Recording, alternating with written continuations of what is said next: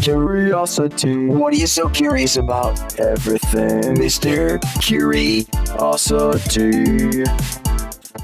All righty, folks. Mr. Curiosity has arrived. This time I'm curious again about a guy named, well, here's where I lead blank. What do I even call you? Okay. It's going to be Rusty Fender for the sake of the radio show, which is here on Gem 104 and 94 Talker and TalkWilliamsport.com. Rusty Fender, Shadow Steel. You can call me whatever you like, old friend. Yeah, but the real name is Dale. I don't like Dale. Do you like Dale? Like no, I like Rusty Fender better. Dale. Dale is a boring name. Dale is no, it's not a boring name. I think it's a boring name. No, I told you last time my folks were going to name me Kent after the cigarette because I was born in the. So it was either Kent or Dale. So I'm glad they went with Dale because Dale Evans was big back then. So that's a little history of the name, Joe. I know. I remember that from last time. Now here's what troubles me about you. Oh, well, it's only an hour podcast now. And I don't mean to be boastful about myself, but your mind is more quick and evil than mine, and that scares me. Thank you, Joe. I appreciate that. Thank you so much. You didn't tell me this was going to start out with the ultimate compliments. Thank you, Joe, very much, Mike. And I want to let you know this still applies. Anytime I say something that you don't want to answer, you just go, hit the bell. No bell? No bell. No bell. Only amateurs use the bell, Joe. Oh, see, I like it already. All right. For those of you out there who are listening for the first time, this guy is a local icon. This guy has been in the business, he tells me, 50 years. Could you give me your whole life in 3 minutes for those who missed the first episode of this? And then we're going to update and talk about your new adventures, which are pretty funny. Okay, thanks, Joe. And once again, thank you so much for for having me back on. When you do two podcasts with the great Joe Snedeker, in any industry, from broadcast to making doorknobs, you've made it in the industry. But I thank you, and I thank all the listeners. I know we had one heck of a lot of hits on the last one. Thank you. Well, here's the life in review, Joe. So I started out, of course, here in northeastern Pennsylvania. My first job was a master control engineer at WBRE back in 1978, Channel 28 in Wilkes-Barre. Of course, being involved with the network, I got a call from KNBC Burbank, which is Channel 4, and I was in charge of operations and engineering, satellite engineering, and moved to the West Coast for about 3.5 years. I got the call in California because I missed my folks and my friends here. I got the call to go to the NBC television network. Of course, it all fits in the the networks call the affiliates and the affiliates call the networks. So I got a call to go to 30 Rockefeller Plaza, New York, and I spent 8 years there. Then I went, of course, to the NBC, the different the cable channels. I put MSNBC on the air as the director of satellite engineering when they were in Secaucus, New Jersey. Now they're in Inglewood Cliffs. And I was there for 4 years. And then for 4 more years, I went to CNBC in Inglewood Cliffs, New Jersey. I just mentioned up on Sylvan Avenue. Same deal, director of satellite systems engineering and spacecraft operations. And then I had a job with AT&T at the Avenue of the Americas. It was the program switching center. Where are we now, in the 80s? Oh, this is, yeah. This is like 87. It's like 87. Here, yeah. This is high density information. High density. Oh, and a lot of these jobs, as you know, Joe, were done at the same time. So it's like, how can this clown have like 19 jobs in 10 years? Well, like I have now. Now I still work for NASA at the Goddard Flight Center in Greenbelt, Maryland. Although most of America, as you know, Joe, is now working from home. We're all, as they say, home headquartered now. Yeah. So I still do work with that. I got a new job, which I'll tell you about in a second. And there's 3 jobs at the same time, plus the radio show, Shale Gas News. So we're into and then I went to AT&T in New York City. I worked at the World Trade Center twice. This is a sobering thought because I guess my number was not up. I worked on the 82nd floor of One World Trade Center, Tower 1, in spacecraft control, flying the communication satellites, the C, KU, and KA band communication orbital satellites in geosynchronous and geostationary orbit. And then, folks, he's not making this up. This is just, it's like what you are is an avalanche of information, and I feel like I'm being inundated. Here we go. Well, and you know what I'm talking about. You're an advanced education, advanced science person, professor, the whole deal. You know what I'm talking about. So I went 82nd floor down to basement 6, B6 of Tower 1. Now, believe it or not, you would think that's a demotion going down to the basement, but it was a promotion because in Tower 1 of the former World Trade Center, I worked there for 2 more years, and I was in charge of their fiber optic network. All the networks from New York City, ABC, CBS, NBC, at the time, Fox was new, the movie channel Showtime, HBO, ESPN from Bristol, Connecticut. They all came into the World Trade Center, the basement, and they were routed in a fiber optic network out to New Jersey and Pennsylvania and Virginia to the different uplink stations to put those cable networks up on the satellites at that time. I did not know that. I did not know that. At the time, it was the brand new word, Joe. It was called a node. Now they call it a hub. And I know that your hub for WNEP is now switched out of Norfolk, Virginia. They do all the stations that Tegna owns. I am very up to date on No. You're my hub. You're my hub. Well, I am your hub, Joe. My hub is your hub. But so, wait, so can we pause right there? Can we pause right there? Sure. Because we have to review this. You're doing all this technical stuff. So where did you go to college again? Where was that? You got your degrees where? The Bachelor of Science in Electrical Engineering at the University of Scranton, right here at home. All and then I went to Duke. I went to Duke for 3 more years to get a master's in aerospace engineering and rocket dynamics propulsion systems engineering.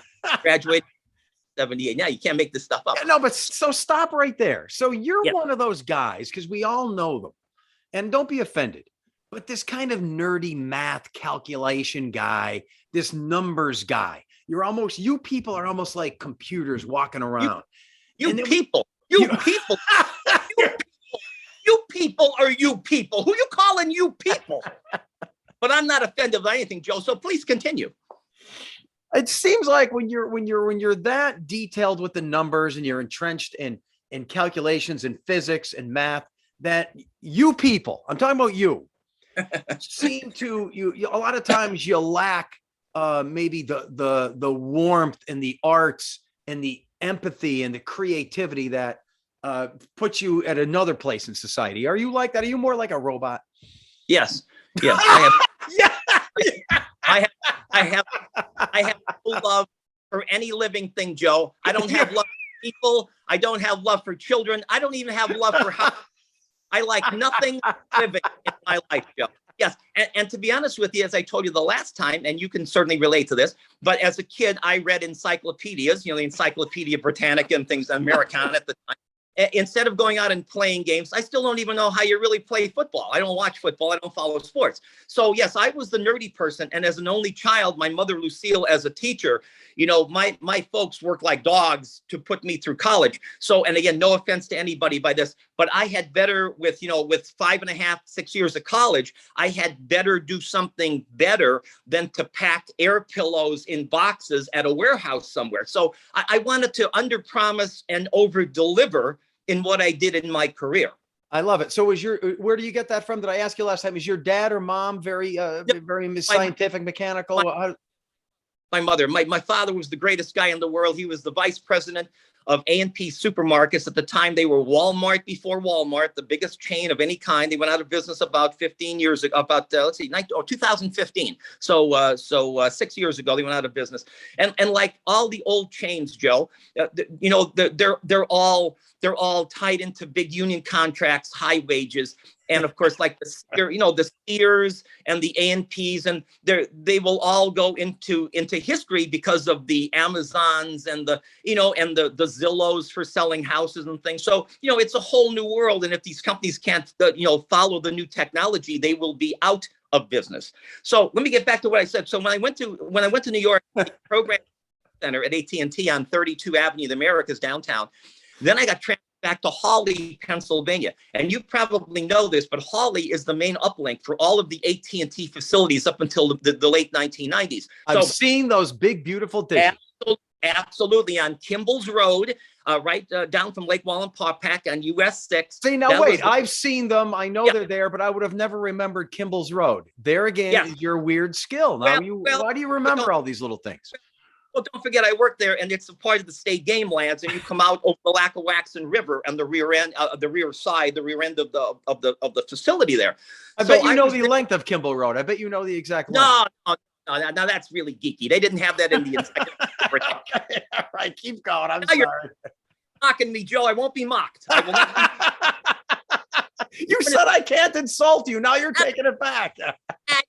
on me again. I will not be mocked. So, and at the same time, I got a call from Doc Medic at 98.5 KRZ and asked me if I wanted to do the oldie show, because, I always did a radio show, back in I started at WVIA FM 89.9 with George Graham as Dale Michaels, Right. a derivative of my name, doing news, weather, and sports on his programs called All That Jazz and Mixed Bag. So I was there for 4 years at WVIA. Then I went to WARD, Jim Ward, did a talk show on his show, Polka Weekend, believe it or not. I worked with Rob Neihart, a lot of people in the business. We did polkas on the weekend, very high rated thing. And then I went, and then I got the call, from KRZ. And I said, holy cow, this is like a 50,000 watt station, number one. You get the signal from Penn State, 3 hours away, to Newark, New Jersey, 2 hours away, Syracuse, New York. Of course. Right. So I said, absolutely. So I kept on, and this is where all the jobs come in. I kept my job in New York because this was just Saturday night. So I did the Saturday night thing. I signed on back in 88, and stayed for 27 years doing the oldie show with Shadow Steel on KRZ. And then I got bumped over, thanks to Nancy Kamen, who was the program director and a dear friend at WILK. It got bumped over to WILK for 2 years. So 23 years, 25 years on KRZ, 2 more years on WILK as Shadow Steel. And as you well know, I've had, Michael Jackson to Barbara Streisand to 3,000 interviews in the 30 years it was on. So I was still working in New York. And then the general manager, Gerald Getz, a dear friend of mine from KRZ at the time, he came to me and said, we're going to start a traffic program. And I thought, from working at the networks, as you well know, Joe, I thought traffic was, commercial scheduling and things like that. I said, I certainly would be interested in that, Gerald, but if I could keep the Saturday night thing, that would be wonderful because it works with my schedule. So he came to me and he said, no, not that kind of traffic, helicopter traffic. I said, you mean like doing road reports? Now, you have to remember, in 1990, it started on October 23rd, 1990, traffic. There were no traffic reports in this area before that. WARM, as you and I remember as kids, Joe, was the big dog in town. WARM, the mighty 590 AM, they did it briefly, like in 1962 and 1963. A man named Norm Hill literally drove around the area in a car that was lettered WARM traffic, and they did traffic reports. Because don't forget, before 1964, the interstates didn't even exist in this area. 64 to 68 is when they built them. And I would know that working for PennDOT for the last 6 years. So, before 1964, the avalanche continues. Well, I'm just telling you, Keep going, man. Keep going. I'm tuned in. I'm curious. Joe, don't mock me. So Norm Hill is right around the area. And he's in, and it didn't work out because, once again, Joe, you and I know, being in the business all of our lives, especially you and myself, it's like you need sponsors to do this. You just can't keep driving around all day, smoking cigarettes and drinking Coca-Cola, driving around doing traffic reports. So nobody wanted to sponsor it because they said there's no traffic in this area. Well, cut to 30 years later, and there started to be traffic, the inception of the building of the Casey Highway, and then the interstates, and traffic traffic increased exponentially since 1964 until now. In 1968, I could lay down in the passing lane of Interstate 81 at 3 p.m. for 10 minutes and you wouldn't see a car. Now it's stop and go 24 hours a day. It's like the big cities around here. So traffic has grown. And I said, well, you know what? Let me think about this. Let me sign on for 2 years. I signed on for 2 years. We started this traffic program. I flew in a helicopter, an Enstrom F-28C. Then we flew in a plane, a high-wing plane. We had a pilot, and I just did the traffic reports for all the stations at the time, which included WKRZ, WILK, Easy 103, The Mountain, Froggy 101, all of the stations in our chain. And then the TV stations came on board. 16 was the first to approach us. So this is where Rusty Fender becomes a thing. Right. The name Rusty Fender comes in. So Channel 16 being the absolute epicenter of anything big and huge in the ratings. And of course, still is. Yeah, still is. And at one time for several years, the #1 news station in the entire United States, as you well know. That's true. In the entire United States. When they still are in the morning in some respects. Yes. This is good. Right. This is good. All right. So this is good. So but I got to stop you there again. Yeah. It's rare for a guy with an electrical engineering degree to then do, there's got to be very few now to go into broadcasting media where you're being heard. So your mind is unique in one way, but that's being applied in a way it's not usually done. I think therein lies the secret sauce. You're not some phony radio guy. Right. Well, in 1973, when I got the job at WVIA, this is I didn't tell you this on the last one, but in 1973, when I got the job as Dale Mikolaczyk doing news at night from 7 o'clock at night till midnight at WVIA on radio, my mother and father had to drop me off at the station on Old Boston Road because I wasn't old enough to drive. So I had this part-time job, which paid nothing. And I would have worked for less just to be on the air, as most of the people did from that era, from that genre. So I had this part which became a huge paying job eventually as Rusty Fender. I had to wait 30 years to get it, but it became a big job because I was Rusty Fender. I did the traffic reports in the morning and the afternoon, which involved getting up at 3 a.m. and not getting home till 7 o'clock at night. I did the Shadow Steel on Saturday night. And then as Rusty Fender, I also did 2 one-hour public affairs shows to meet our FCC mandate on Sundays. So I worked 7 days a week. And in between, for how many years? How many years has that happened? 27. But stop it right there again. What is your message then to people listening? Are you just wired like that? You can't relax? Are you the kind of guy you never see? Does it make you mad? It makes me mad when people say I'm binge watching. That actually makes me angry inside. I could have during binge watching, I could have the entire house painted twice. See, we're the same person. Well, yeah. And going back to your text a couple of weeks ago, when you said, quote, retirement is insanely overrated. Now, Barbara tells everyone first of all, she says, I could never retire. And she's right. I'll probably work until my last breath. But it's nice now, Joe. I'm 65 and a half. I have my Medicare card in one hand and my security card in the other, just waiting to call that 8 quote. So now I say this to all my employers. If I don't like the way you look at me or I park in the wrong parking spot, you're going to be sitting here flying these satellites yourself, pal. So be very, very careful because I got nothing to lose at this point. There's certain perks that come with age, Joe. Yeah, you're at a point where they say when you're younger and if you have millions, it's screw you money. So you have screw you attitude because of your money and your position in life. I am extremely honest. Let me just say this is probably the only serious point in this conversation. I could have retired 10 years ago and lived comfortably, but I would have nothing to do.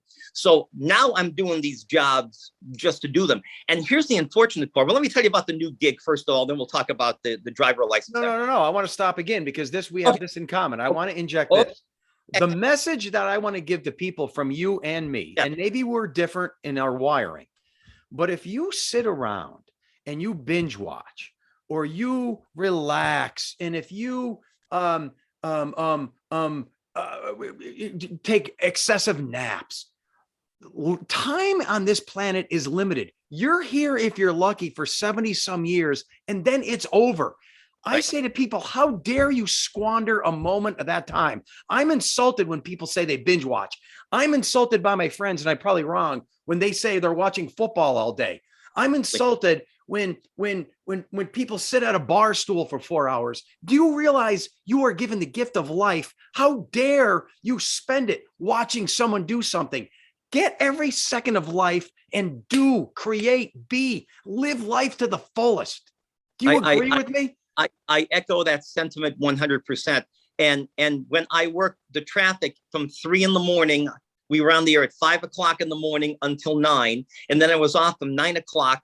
I was off until 3:30, 4 o'clock in the afternoon until 6:30 at night. Now, in that 9 a.m. until 4 o'clock in the afternoon window, don't you think I would have liked to have gone home and laid down for a while? You know what I did? I taught 3, 4, and 5 courses at Wilkes University in everything. Aerospace engineering to integrative media to mass communications to public speaking. And that's what I did. And I did that for 16 combined years, 8 years at Marywood and 8 years at Wilkes at the same time I was doing traffic. Every second is to be unwrapped like a precious gift. I love it. I love it.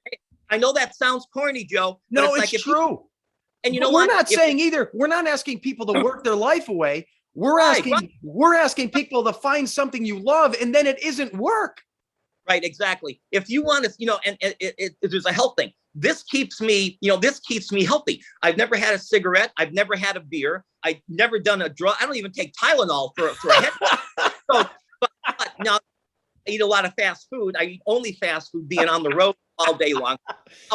However, if you want to sit around your house watching the Family Ties marathon on Channel 2 and eat Doritos and drink Coors beer, you will die. You will die watching that marathon. So it's like my lifestyle keeps me healthy, even though I don't have a really healthy lifestyle with what I eat. But my lifestyle keeps me moderately healthy. You will die watching the Family Ties marathon, Joe. So don't too many people die. I'm serious. You will drop dead. And that's the truth. Lifestyle is everything. And that's been the mantra of my life. And, honestly, thank the Lord, I'm 65 and a half and, go to the doctor once a year and have low cholesterol, believe it or not, low blood pressure, low cholesterol, low sodium, low blood pressure. Everything's right on the money. You get the prostate checked? You get the prostate check too? Oh, I've had 4 already because my physician, I know you've done all the spots with my other good friend, Tom Williams. I know you did the spots and all that deal. And it's a wonderful thing. My family physician died back in the 80s when I was working out of town. So I did not, and boy, this is one of the things that I dropped the ball on, but I did not have a family doctor or see a family doctor, a new family doctor for about 15 years. So once I finally got a new family doctor in Old Forge where I live, he said, well, you haven't seen a doctor in 15 years and you're not old enough for your first colonoscopy, but we're going to send you. Said, that's fine. So I've actually had 4 of them in my life and I'm good every time for about between prostate checks or colonoscopies? Yeah. For colonoscopies, I've had 4. And I'm usually good for between 5 and 8 years. So I guess that's pretty good. I know some people who have had, good for 10 years, but 7 years I'll take. So everything is good on the in the internal plumbing, Joe. Right. But we're talking, that's your colon. What about your prostate, that gland that's in your crotch? You got to get that checked too, buddy. Checked. Oh, I've got that checked by a million different people. Some of them even their doctors, Joe. So yeah, it's the truth. So, everybody, I've done that. I've done everything religiously. Prostate. You got to be, you got to be preventative. Are you? So on the similar line, I got to ask you this because my friends make fun of me all the time, even though they mean it in jest. This is what buddies do. I think I may have found another human being like me. Let's do the checkoff list. And here's where we're rare. And I'm not being braggy, but I'm saying I'm unique in this respect. And I don't know why. Okay, let's check this off. Do you drink? You said no. No alcohol. Me neither. It's not that I'm anti-drinking, but I have no need for it. What does it do? It takes me out of the road. It's just my folks never drank, and we never had like a refrigerator full of beer at home. I don't understand the purpose. What do you do? What's the purpose? I'm not anti-drinking. In fact, Joe, they tell you that a glass of wine every day cuts cholesterol and helps you. So I'm actually for drinking, although I just don't drink. Yeah, it's like, do I drink orange juice? Yes, but I'm not like going to sit and drink it all day. That's it. Okay. All right. The other thing, do you watch sports on television? Not at all. No, Never. I never did in my life since I was a teenager. That doesn't mean that you're unmacho or unathletic. I kayak, I bike, I hike, I walk. I do things. I rather do things than watch people do things. I'm the only guy I told you last time during the Super Bowl. I'm watching Columbo reruns on. I swear to the Lord, I'm watching. I don't get it. Why would you waste your time watching other people do things? Exactly, and especially when they're making $800 million for throwing a ball. I don't even watch it for the commercials. I can't stand it. I got things to do. Exactly, me too. I'm going to paint the living room. I'd rather paint the living room and clean than watch a football game. All right, there's 2 things. Do you hunt? No, only 2-legged game. Back in my. I don't. No, and again, no, I don't hunt either. I don't hunt either, and I'm not saying I'm anti-hunt. But if there's all these people out there that get food for me, why would I go do it? Exactly. Where, like, people ask me, where do you get your meat? I said, a Price Chopper. That's where I get my meat from. All right, and the final thing: do you gamble at all? That could be one of our. Never ever. Oh my goodness. I think we're the only guys on the planet Earth who don't do any of those 4 things. The only time I've ever gone to the casino was to be a guest star, a guest host on my friend Joey Kramer's radio show at the casino, which is river. It's like, I mean, hunting, that ruins a good hike in the woods. Like now there's a lot of, now Joe, on a side note, there's a lot of people I would like to hunt, but it's like, for reason. But I could never kill an animal. Never. But there's a lot of people on my hit list, so be very careful when you see me coming down Main Street. That's the Isn't truth. that funny? I could never kill an animal either, but I'm a hypocrite Yeah. because I love a hamburger and I love my turkey hoagies, but I could never do it unless probably I had to. If you and I were cavemen, we'd be killing. But now it's like I pull ladybugs out of my bathtub. I'm not going to hurt anything. Exactly. But, Joe, the Game Commission tells us too that there would be a very serious food population and overpopulation if they didn't have the sport of hunting. So it really thin. It really does. I get that. Yeah. So I get that. But in the same respect, I think that's not their motivation. Let's face it. If they want, if the hunters say they're calling the herd, but that's if you really want to volunteer, why don't you go do the bus stop volunteer guy with they're not doing that either. These guys are just these guys are ex-Marines and ex-cops who are disgruntled and just want to shoot somebody for littering. That's the whole deal with these hunting. I want to make this very apparent right now. I am not anti-hunting, and if that's your hobby, go do it. And I'm proud of you. And I think it's it's better than watching TV. Okay, let me put it that way.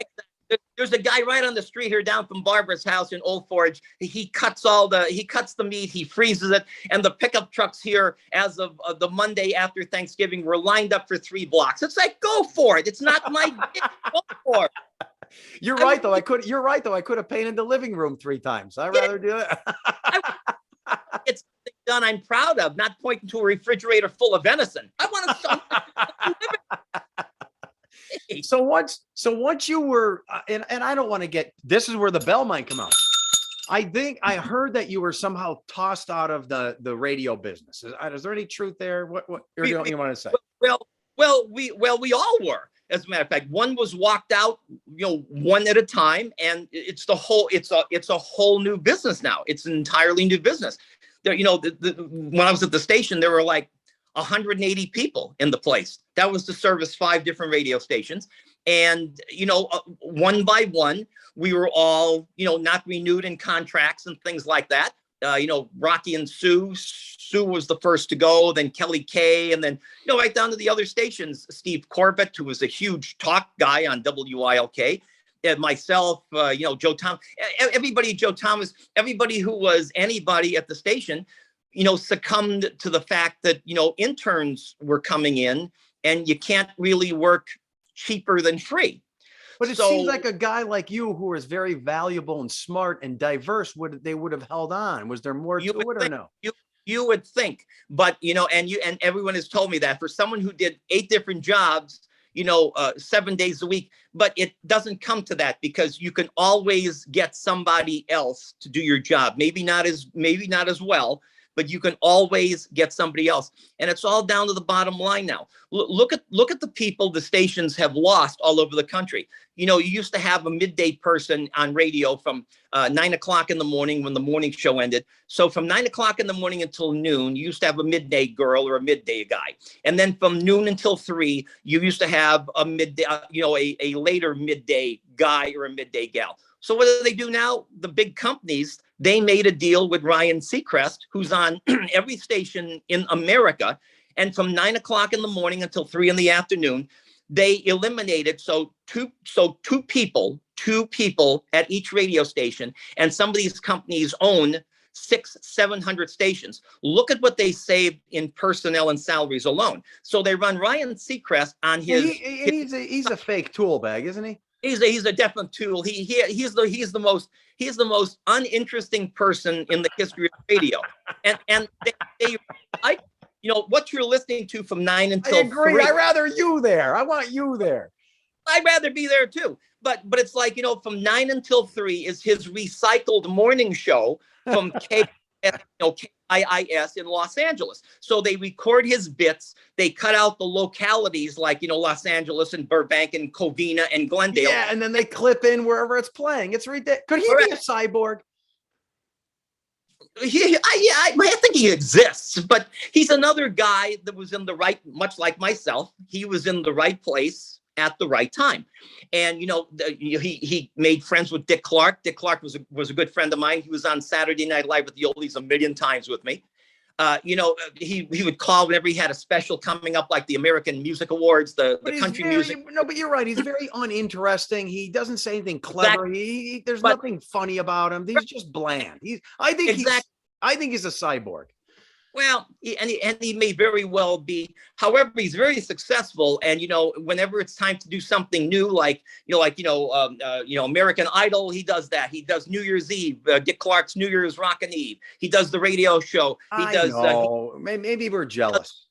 He does Kelly and Ryan. I mean, it's just incredible that and that's the deal. You get one person and you pay that person hundreds of millions of dollars. Oh, I see. Spread them out all over. Right. And you save tens of millions of dollars on all these other people you put out of work at the local stations. Radio anymore has become just a medium to actually just be on the air. It's kind of like background noise when you're painting the living room or when you're hunting or something like that. It has very little entertainment value anymore, and it's being really run like a business, and it is a business. And it's corporate entity, and they streamline everything and make it vanilla and bland, and run it with the fewest amount of dollars in to make the fewest amount of dollars to come out of it. That's what it is. Now that's happening to TV too now. I say here's a great juxtaposition. All your stations, including yourself, every station, the way I started at WBRE, had a master control engineer, which was myself, used to switch the commercials and the breaks. Now, all your Tegna stations are all done by one hub in Norfolk.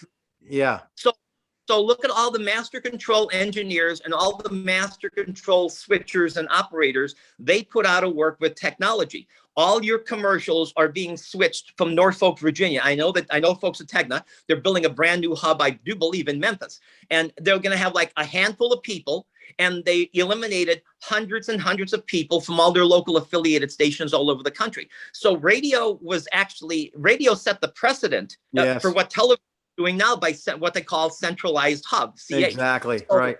Our accounting department too.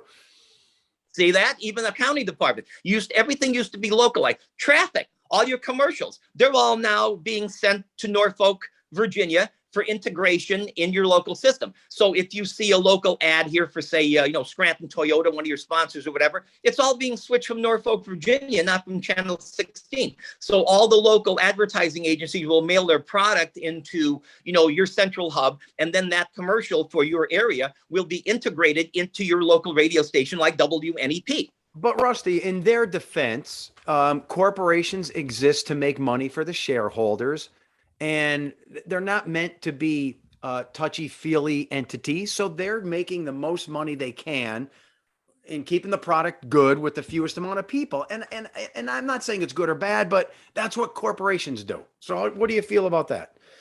And that's the way it's going to be. And regardless of how you and I feel about that, it's the way it's going to be. Right. If there's a way to make a dollar, they're going to make a dollar. And like I said, I've never seen. Here's a good example. When I worked for AT&T, one of the largest Fortune 50 companies in history, they invented the telephone, American Telephone and Telegraph. They were into everything. The first satellite in space, Telstar, 1962, telephone communications, wireless, AT&T. When I got a job with AT&T, it took forever. And in engineering, I went, like I said, from New York City to Hawley. It was just truly, absolutely unbelievable that here's a place much like Xerox and IBM and AT&T will never go out of business. 16 years later, after I got the job in the 80s at AT&T, they sold off their entire satellite fleet to China. So at that point, I said to myself, wow, nobody is safe in any business. So they had the chance to make that $1 trillion deal and get out of a business that they created. Because in corporations, Joe, there's no history, there's no nostalgia, there's no fond thoughts about the old days. It's all about the bottom line. It's about the bottom line, as you said, to your stockholders and to the chairman of the board. And that's unbelievable. So but now, wasn't it like that 50 years ago? I mean, wasn't it always like that? Yeah, but not to the point, because you had more companies back then. Now, like you take your food products like Kraft Heinz. That's the thing. You're right. Yeah, there's less companies now. It's all conglomerates. Right. there's like 5 companies now that own everything in the world. It wasn't like that back then. You had all these local stations, WNEP, WBRE, WDAU, which became YOU. They were all owned by local families, and they sold off to big business when the price was right.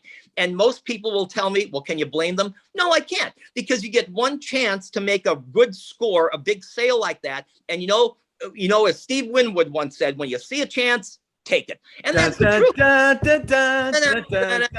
Send it out, Joe. Great record. Great record. So, this is excellent. I am curious about you. This just popped in my head while you're giving us all your theories on things, which I love. Why don't you do a podcast? You'd be the best ever. Because everybody else does, and I wouldn't want to hop on the bandwagon right now. That's not true. Yours would be the cream of the crop. You know what? You can't even say oldies anymore on the air. They would have to call it Saturday Night Live with the classic hits, because everything offends everybody anymore. There's not like an oldies format anymore. Now it's classic hits. No, you don't have to play music. You can just talk. You can just give us your opinion on things. That's what I want to listen to you. Well, I think that I appreciate that. I think there's enough people doing that right now. And again, you know what? My background in technology, and lucky enough right now to get jobs that used to pay, 90 grand a year, which are now paying 150 grand a year. And first, let me say that I am the least money motivated person, especially at this point in my life. I swear to the Lord, I'm the least money motivated person ever. But there's another characteristics you have. You follow your passions, not your money. Right. However, with no one wanting to work in this post-COVID climate, now you can't get anyone to do anything. So would I really want to paint my living room 3 times, or take a job that I worked for 90,000, which is now paying 130 to 150,000, albeit in New York City? Well, I drove 5 days Fox News. The driving's not a deal for me, but I'd have to be out of my mind of being in good shape to turn down an opportunity like that. And once again, for the 3rd time, I am the least money motivated person in the world. But the salaries right now are incredible. I've never seen anything like this. I go by a billboard on Interstate 81 near Frackville, and it has roofers wanted. Now, I wouldn't want to be a roofer. That's a very dangerous job. Not roofies. You're saying roofer. Not roofies. No, this is a roofer. Roofer, okay. $60 an hour. Unbelievable. And full benefits day one. Do you know what I had to do in my life? Drive 5 hours a day to and from New York to make $60 an hour. I know, it's unbelievable. But I've never seen $2,000 and $3,000 salaries a week for blue collar or no collar labor. It is just, Joe, it's just, and the gravy train eventually derails. This is not going to be like, you're not going to have McDonald's pay $25 an hour for the rest of your life. This is going to end. But while the gravy train is on the rails right now, I tell people to take advantage of it. I love it. Yeah, good advice. And, it's supply and demand working itself out. So let's fast forward now to the last, since you said your world kind of crashed a little bit in what, 08, 9, 10, somewhere around there? 12. 12. Okay. So then what did you do over the last 10 years then? Well, I was lucky enough to have a civil service exam and got a job with PennDOT engineering. So yeah. Oh yeah, absolutely. And that ties into this temporary job I did. And that had to be a great career though, when you did that. What do you mean you had what now? You had what? Well, here's the thing. I got after that happened in 2012, I got picked up by T102, the station in Pottsville. Okay. And they called the day after we were, most of us were when I was walked out the door after 27 years. And they said, we want you to do the Saturday Night Live with the Oldie Show down here in Pottsville. So I did that for 1 year. I drove every Saturday. So you're about my age then, you're in your mid 50s and you're like, well, I still need work. I got to keep busy here.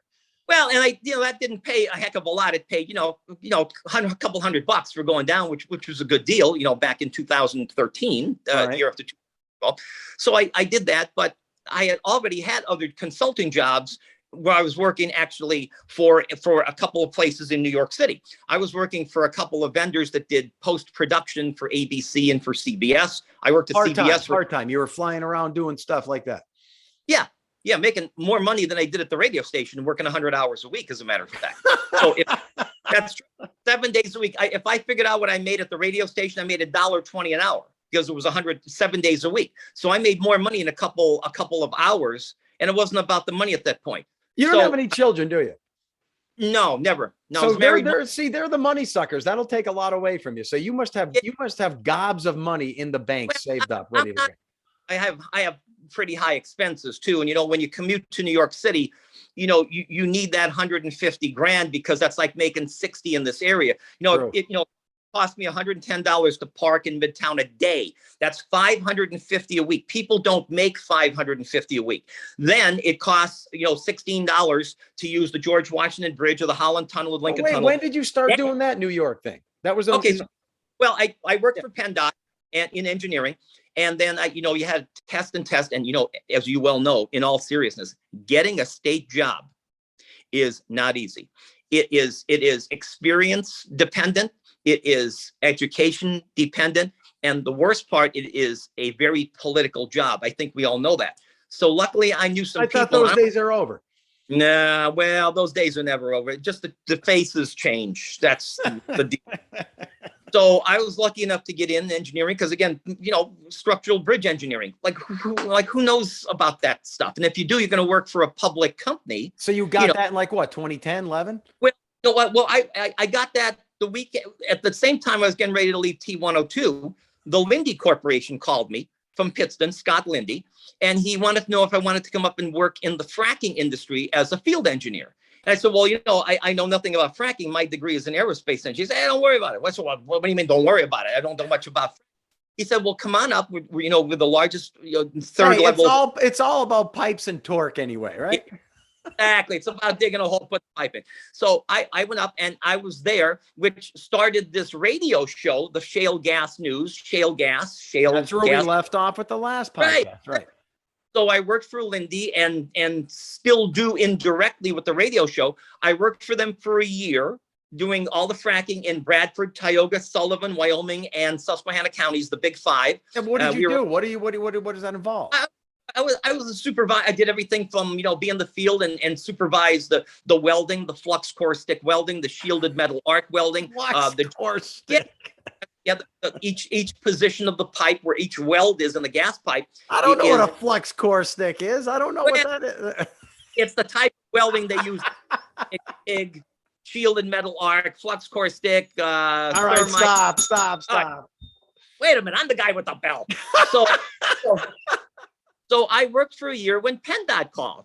And we did the radio show. And again, I still at this point had 2 or 3 jobs. Did you feel like you sold yourself to the devil, though, doing the fracking thing because you were unsure about, or no? No, I believe that when we have 300 years of natural gas under Susquehanna County alone, right, and we're buying natural gas at 6 times the price from Russia on cargo ships. No, I'm all for taking the money that we have and putting American labor to work here. Okay. I'm actually for fracking. I'm actually pro fracking. I'm pro technology, pro fracking. So and I did all the water treatment, supervised, the reverse osmosis and ultraviolet sterilization. All the water that we used in fracking to flush down a couple miles into the earth came back as what they call flowback. So all that had to be processed. Ultraviolet sterilization. Yeah, de-sterilization. You didn't push that back on your body, did you? The ultraviolet sterilization? Because that sounds interesting. Doesn't matter. I didn't have any kids anyway. I'd be neutralized. All for that stuff, Joe. So we wanted to make sure that the water we pushed back into the local streams and creeks were purer than the water, the whole deal. So big environmental job. So I got involved in environmental engineering, which leads me to, I just accepted a couple of months ago this job now get this, it's with the EPA in Washington, the Environmental Protection Agency. It's a co-op job between the EPA and the DEP, the Pennsylvania Department of Environmental Protection. So I am the supervising engineer for hydroelectric dams, waterways, and wetlands. And my territory is between Connecticut and Virginia. However, another new buzzword of the 2000s post-COVID. Now, folks like myself are home headquartered. So I don't work out of my home, but I am dispatched from my home to wherever the job site is to supervise construction. The big project now I'm going to be working on, after the first of the year is the Monongahela River outside of Pittsburgh. It's in Beaver County, actually. The Monongahela One of the River. three rivers of confluence in Pittsburgh. That's correct. Right, where they all the confluence of the three. Monongahela, Allegheny, Ohio. Ohio. Correct, Joe. Right at the former Three River Stadium. That's all I know about sports is the geographic. Me too. Me too. Three Rivers. So upstream at the Beaver County Allegheny line, there's a Monongahela River project going on. I'll be supervising that, but only during the week. This is a Monday through Friday job. This is now or recently? This is now. So this is my your full-time gig. You're getting a check from PennDOT. You're getting benefits. You're getting all that. Right. Well, hold on. So I left Penn to take a job for a year at the Fox Television Network. Is where we left off last time. Fox News. I was in charge of spacecraft engineering and satellite operations at 1211 Avenue of the Americas in town, right across from Radio City for the Fox Television Network. They also had Fox News and the Fox Business Channel. So I was in charge of spacecraft operations there. Same deal I did for AT&T and CBS and ABC and for NBC and all that. So I did that for a year. In addition to full-time work. Oh, that's full-time. Oh, absolutely. These are all full-time. In addition to, I said. Yeah, in addition. Well, no, I just did the radio show for Lindy. No, but I thought PennDOT was the full-time gig. It was the full-time gig, but I left PennDOT. Oh, I see. Got you. Right. So I went to Fox, and then we got word that the network was moving out of New York City, again, for financial saving reasons. Now, NBC moved out of 30 Rockefeller Center, 7 years ago. They went to Centennial, Colorado, which is their uplink site. You don't have huge union labor. Again, $110 a day for employees to park in New York. So NBC was the first. Then ABC, your network, ABC just fired 2,000 people in March, and they let 2,000 go, and they moved ABC's technical operations to a brand new corporate park outside of Houston, Texas, called the Woodlands. AT&T, IBM, Xerox, all the big players, Toyota, General Motors, they'll have offices there in the Woodlands in Houston, Texas. So they laid 2,000 off from New York.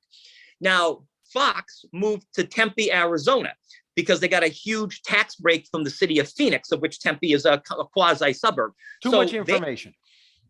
Yes, it is. And CBS, the only act in town now, CBS in New York, where I worked for 8 years up on 57th Street. Yeah, but I'm getting bored now. What's that? I'm getting a little bored now. Too much information. No. Well, they're going to move to Stamford, Connecticut, reportedly next year. So again, and here's the throwback to this, Joe. With all the technology, you do not have to be in New York City at New York City price. There's the moral of the story. That's all you had to say. So you're not going in there anymore. Right. Exactly. So with technology, some of the radio shows I do on my iPhone, and I send them in as an MP3 file, the audio, and the producer, DC Taylor, puts it all together. So you don't have to be in New York City and pay, $31 for a cheeseburger anymore, because the technology is killing everything. Along with the fact that people now are really comfortable working from home. Yes. My wife is one of them. Exactly. And I don't know, as a lover of New York, thank the Lord for New York City gave me all the financial security that I have in life. But in all fairness to New York, I do not know, Joe, what is going to happen to all these 80-story skyscrapers, which are all vacant now, because companies are saving millions of dollars a square foot a month and stay home, zoom it in. Right. Telework.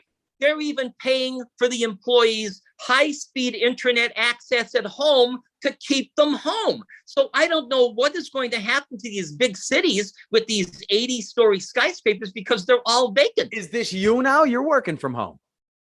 No, I have to go to the job. I have to go to the job site. I don't work from home. I'm home headquartered, which just means I don't have to go to the office every day and then go to a different location. So where are you going every day? What are you doing? Well, it depends. There's a lot of different projects. So lately, I've been in the Allentown area. The week before that, there's a huge project coming up at the Old Forge borehole. That's for the acid mine drainage, AMD. So that's all acid mine drainage or Old Forge borehole. You didn't have to say AMD there. And then I'm mocking you. You'll find this really interesting. Up in your neck of the woods, well, not exactly where you are, but down the hill on the Wildcat Highway, which is probably yes. I've been stalking you. I've been looking at your bathroom window, Joe. But the Wildcat Flood Control Project, that's the concrete channel that comes down along 247 from the mountain. Yes. They used the wrong type of high acid aggregate when they built the concrete walls. So the acid reacted with the gypsum in the cement, and it's causing the deterioration, the collapse of some of the concrete walls of the channel. Yes, so that has to be redone, and it's a combination, once again, EPA and DEP project. So this is one of the first co-op positions in Pennsylvania. I worked for the EPA and the DEP, and total environmental engineering. I was in the right place at the right time. Nobody wants to work. I had, basically the qualifications as a professional engineer, a PE, to do this. And, I couldn't say no to it. Plus the fact that Fox was leaving. Fox was leaving New York. So, I can commute to New York every day like I did, but, commuting every day to Tempe, Arizona, Joe, that's going to be tough. That's all right. So this is where you're at in life. Now you're a state employee. No, there's one more in between. I still work for NASA doing all the fuel calculations. This came along a couple of weeks before Fox ended. So I've been at NASA since last August. So what kind of fuel calculations? Yeah, what kind? Let's hear it. Here's the deal. Hydrogen. How'd you know that? Well, that's very good. Here's the deal. When they put man on the moon on July 20th, 1969, they live in infamy. They were using LOX, Joe, liquid oxygen. Right. Okay. The reformulation of all the new fuels to put man on Mars. So looking at a Mars landing now, 2036. I'll still be working. I'll be 93, but I'll still be commuting. I'll still be working 36. So what they're doing now is a compressed fuel. So what they're doing now is they're taking, get this is why I got the call. They're taking the fuels that power communication orbital satellites, and they're using that now in the new landers. So they're using an L3 industrial, liquefied 3 industrial monomethyl hydrazine component with a propellant LOX. So the catalyst is the liquid oxygen. The monomethyl hydrazine fuel is the actual compressed fuel. So if you're going to save like 10 to 1 from where liquid oxygen was, plus liquid oxygen is highly unstable. So they're using satellite fuel to do the proposed Mars landing in 2036. And I think because of those 2 outer electrons. That's exactly right. Exactly right. So I got called that. You got a call coming in there, Joe. No, that's all right. Yes. So that you could have just said I'm doing calculations for spacecraft. Well, I'll tell you what it was though. If you asked me what time it is, I'll tell you how to build it. Now that you got me thinking, I'm wondering, how do you feel about the new the new Elon Musk? What is that? The Starlink? I mean, these are like what, table-sized satellites? They're just going hundreds of them. What's going on there? Let me just say this as a rare editorial opinion, but I'm asked this quite a bit lately. I am not at all for private tourism in space. I think that it cheapens the space program and everybody who worked in it and gave their lives, some of them, to explore it. Now, if you have $3 billion, you can go with Jeff Bezos and Michael Strahan to the edge of the atmosphere for 7 minutes if you have $3 billion. The only way. I tell everyone, this is like going from my house to Tannersville outlets. It's not that they're not doing anything special. It's a publicity stunt. Yeah, it's all promotion. It's all publicity.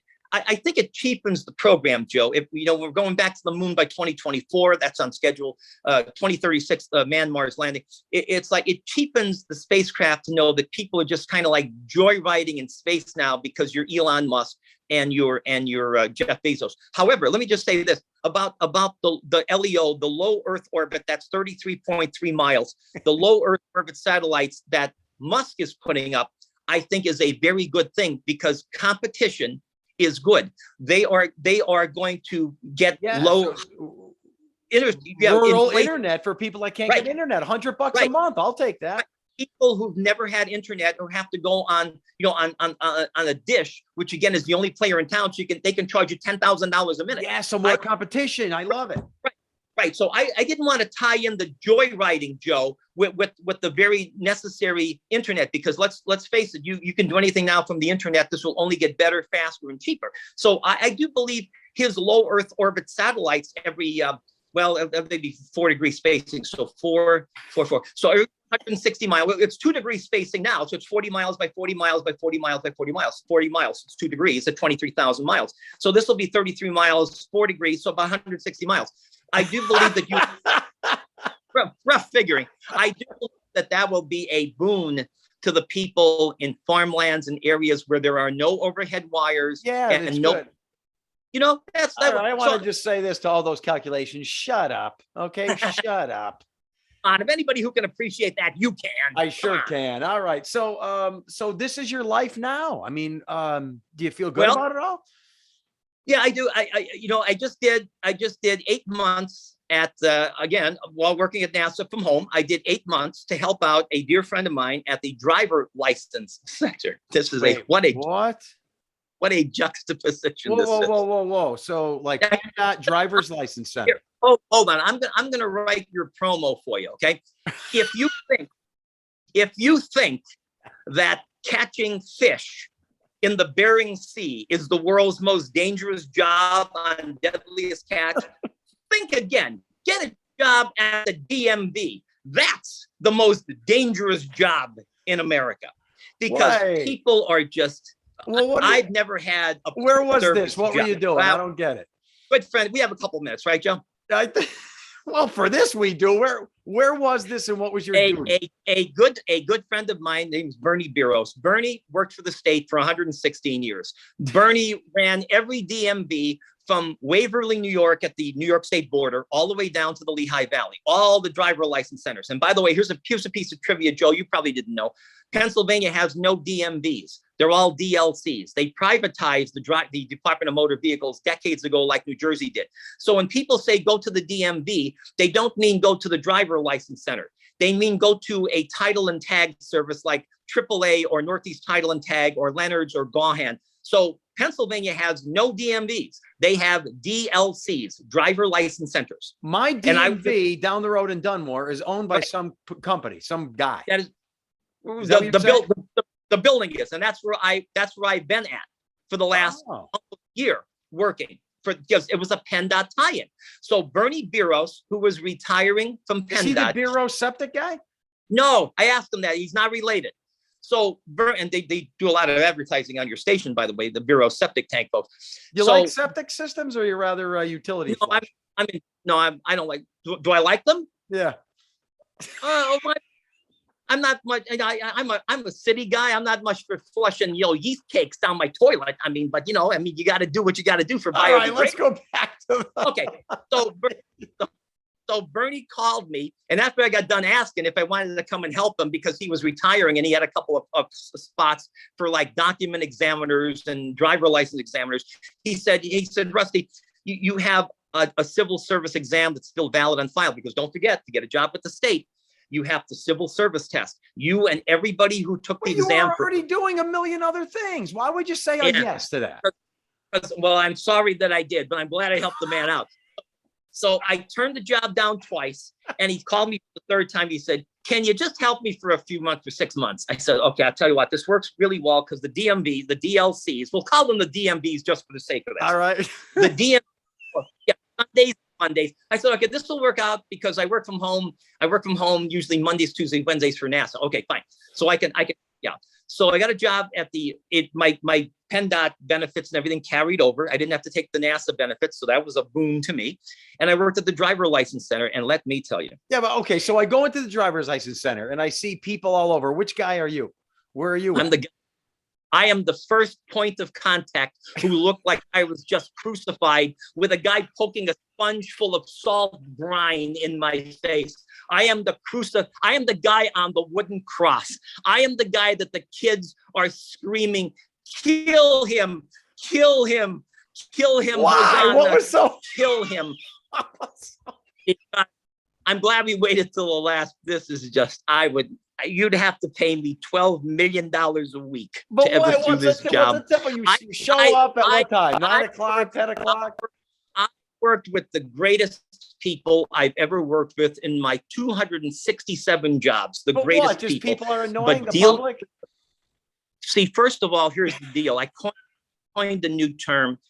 People who go to the DMV are not happy people because they know that you're going to, and I know you've seen this, Joe, all winter they had to wait outside around the building with saran wrap over their head in the sleet and the snow and the 12 below zero, because they were only allowing 15 people as opposed to the regular 100 inside because of COVID.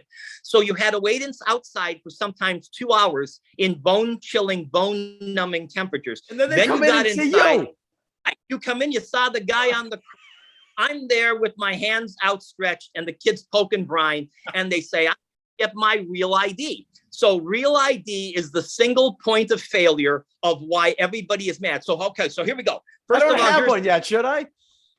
Well, you should have one, actually, if you want to fly domestically. But if you have a passport, that takes the place of the real ID. So here's, I'm doing a public, public service here for TEGNA and for WNEP by telling people what this involved. So you come in and you need all these different documents. So you need a birth certificate.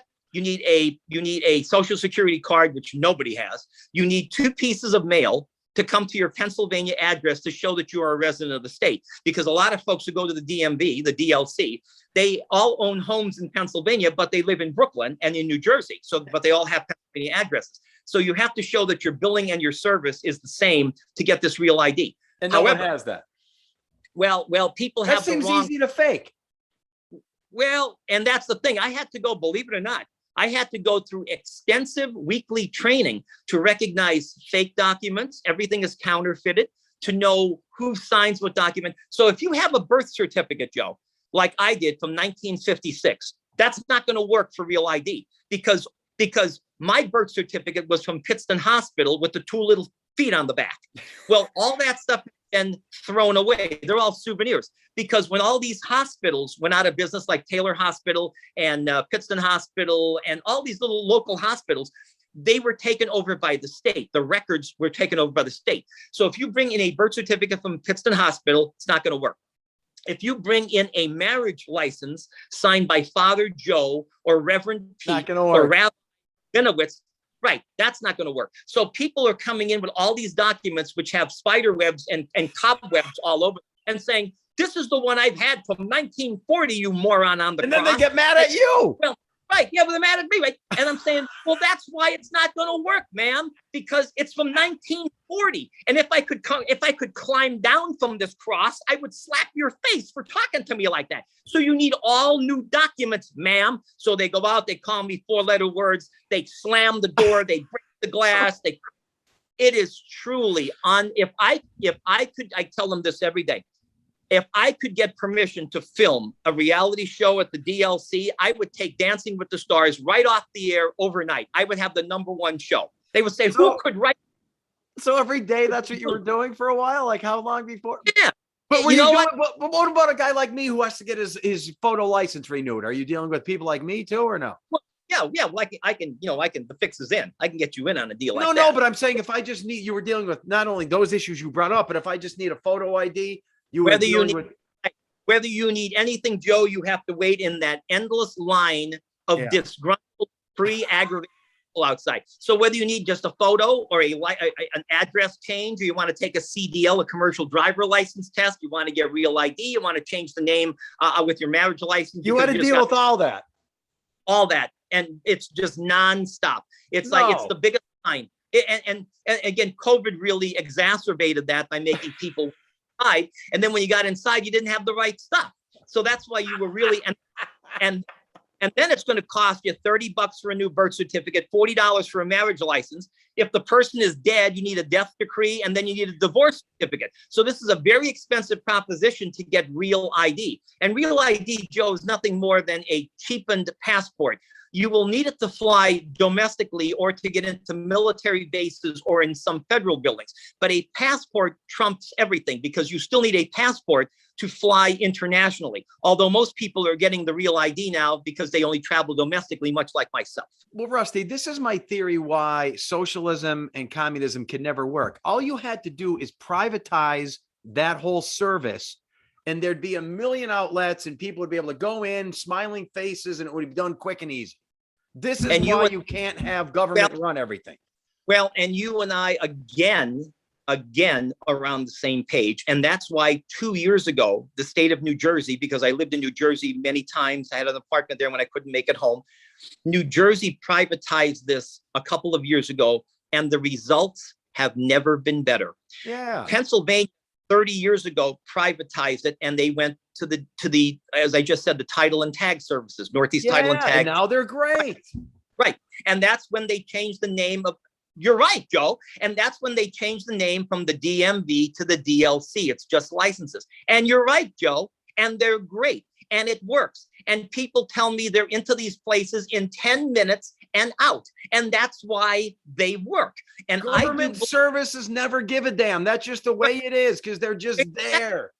And I do believe, Joe, much like New Jersey and New York State, I do believe within the next probably 7 or 8 years, Pennsylvania will privatize the DLCs, much like they're going to eventually privatize the state liquor stores, because it's you're bordering on antitrust and monopoly. Even though you're a Commonwealth, you're kind of a nonprofit. Commonwealth is a nonprofit organization, even though the DMV makes money.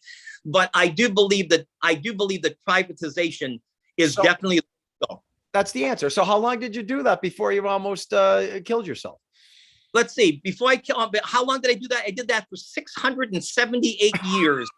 No, really? But it was about a year, and the reason I didn't kill myself was because my shoelaces kept breaking when I hung the pipe, and they kept pulling the pipe down from the ceiling. So I eventually gave up, and that was. Did you tell this beer roast guy, like, why did you take me to hell and back? Why did you do this to me? Let me tell you, he's in hiding right now because but I know where he lives, and Bernie.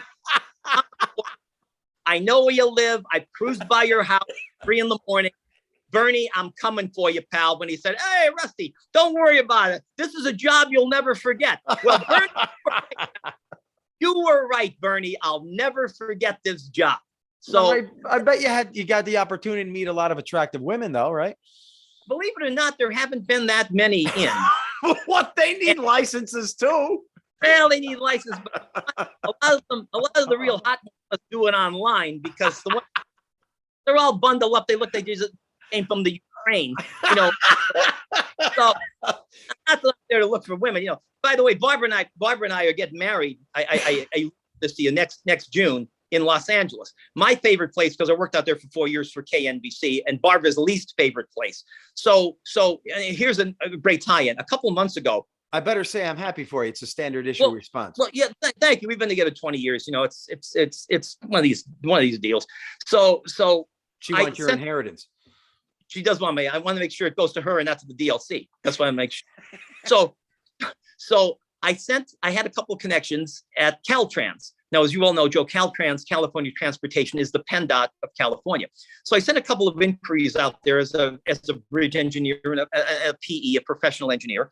And I sent a couple of inquiries out because they're starting to rebuild the portion of the 710 freeway near Long Beach, and they're going to start to rebuild all the concrete freeways, which have been out there since the late 1930s, all concrete.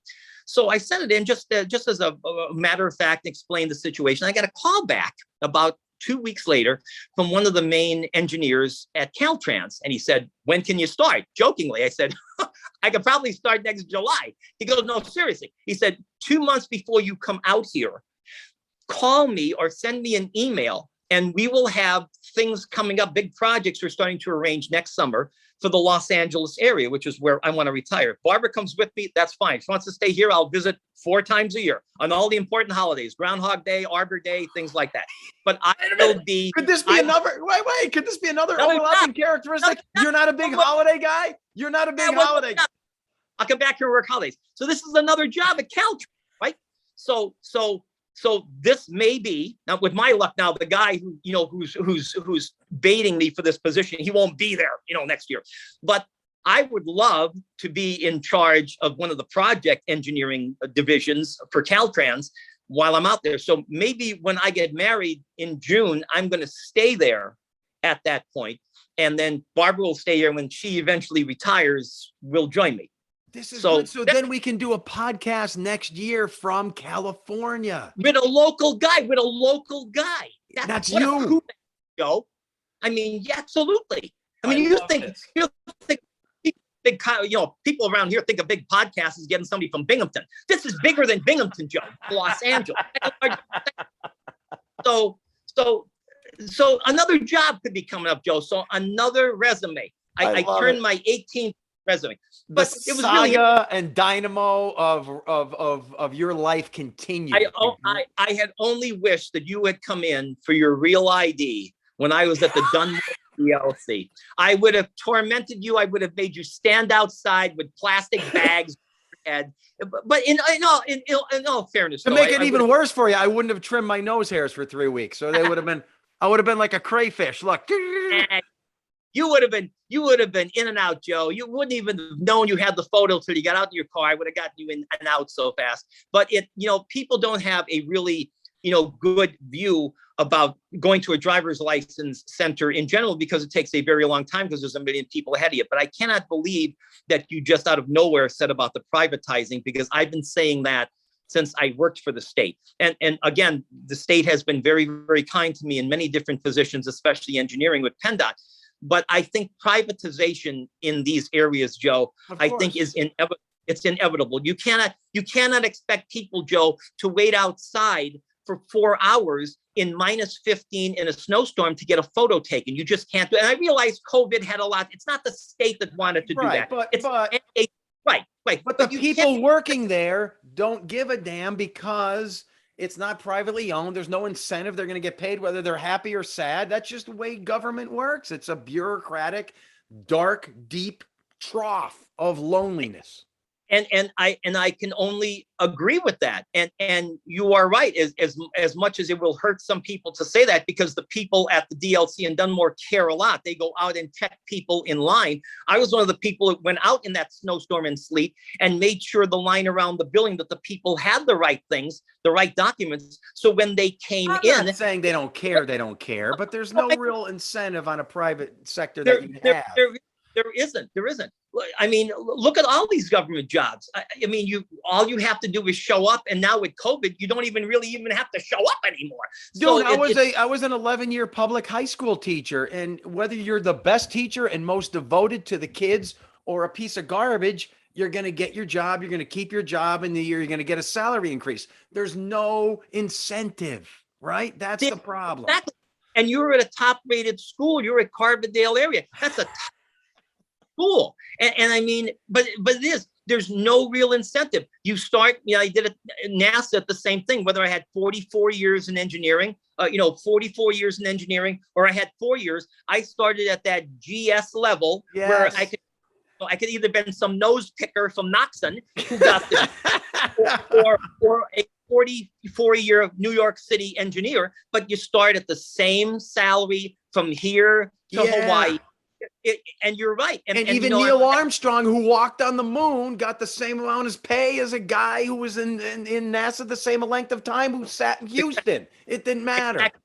Exactly right. The same guy that figured out calculations at a desk at NASA in Houston. And here's a guy risking his life, got the same GS5. Yeah. I mean, that's just the way it goes. People don't know this. And that's what I tell people all the time. Armstrong made nothing. Those guys made money when they came out and they headed up Lockheed Martin, Boeing. They all became CEOs of major aerospace firms. They made nothing at NASA. Don't make a lot. Nothing. That's government bureaucracy. Well, we're going to have to end this, but I got to end with two things. The first thing is, and I don't know if the listeners to Mr. Curiosity know this, but there's a podcast. And then there's a vodcast. You can watch all these on YouTube. So I'm going to ask you a couple things that's not going to mean much to our Audible listeners. What's that stuff behind you? What's that grandma thing? What is that? That's my Rocky Glen. That's we got that at auction in 1988, August 24th. That's an actual Rocky Glen. They've done countless newspaper articles, and on the Rocky Glen site, we paid $11,000 at auction back in 1988. No, you did not. That is the actual. That thing is awesome. I know. That is 1939. It's tarot deck of cards that everything lights up. That is from 1939. It working in the entire world. And it looks like my mother-in-law. Yeah. And Well, it looks like my former mother-in-law too, except she didn't have the chains around her neck.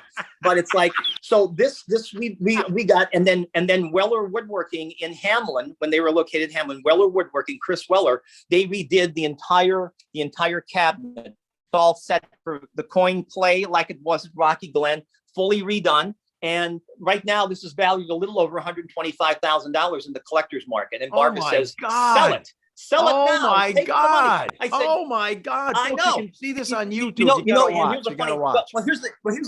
the funny part about this. As a collector like myself, Joe, 10 minutes after I die, this will be out at the curb with a sign that says "Free, take me" on it, just to get it out. See, that's a collector. It's like I've had this for 33 years now, but it will be $50. Get this out of here. There'll be a sign on it, as most collectors do. But yeah, I'm glad you noticed. That's why I do everything in here. But that's the actual Rocky Glen grandma from the arcade. This was made in 1939 by the Mike Munvis Corporation, who did all those. They did the cranes. They did the cranes, that picked up the different toys. They did the bulldog. It was called Sidewalk Superintendent. I'm trying to get one of those. It's called Sidewalk Superintendent. It was a bulldozer which you manipulated to push lentils, the little I think beams. I remember that. All right. You're starting to bore me again. I like that. All right. Yeah. So this is going to air Christmas week. Christmas. So I just want to say before we end this that I love you. And I love you too. And I just want to say in all seriousness, thanks for all you do for charity, especially for St. Joe's. It must have been more difficult. I wanted to tell you this. It must have been more difficult for you to do that virtual year than it was actually to get out there and do it. I would have rather have been on the road. Yeah, I want to keep moving. I like to be out there, and yeah. But what you do, and it is certainly a credit to your in shape, your physique, your getting things doneness. Other than painting the living room like myself, and thank you. The things you do behind the scenes are vastly overshadow what you do on the screen. And the folks in this area, you're synonymous with St. Joe's and all the charities, and that's very nice. Once again, you do not have to do that. Nobody has to do that, and it's really good because you make a name for yourself. You make yourself proud. You make your employer proud, and you make the area proud. And I really do mean that, Joe. Oh, you're so kind to say that. I wasn't fishing for a compliment. And I just want to say the same thing about you. And I want to remind everyone, here are two guys, and I'm not getting preachy, but if there's anything you got from this whole thing, it's don't binge watch, be a doer. Don't be a watcher, be an active participant in your own life and get out there and do. You got to kill. We're only here for 70 some years if we're lucky, right? It's not about the length of life. It's that little hyphen in the middle of your birthday and your death day. You got to keep killing and rocking and rolling and doing, right? Life is short, Joe. Just don't do it at the DLC because your life is short. That's my only advice. If you can take one thing out of this, and be nice. Be nice. We used to talk about this all the time. It's nice to be nice. So when you come in and you treat those people who I left behind at the DLC, when you treat them like yesterday's trash, remember, that could be you as well. So there is a lot of meanness and nastiness in the society. And I was one of those guys before I got that job, as a matter of fact. So if ever there's a humbling job, Joe, that one is. But no disrespect to the gentleman that went to Vietnam, but it sounds like you left that place almost like a tour of duty. Oh, I'll tell you, I think I almost was killed in action.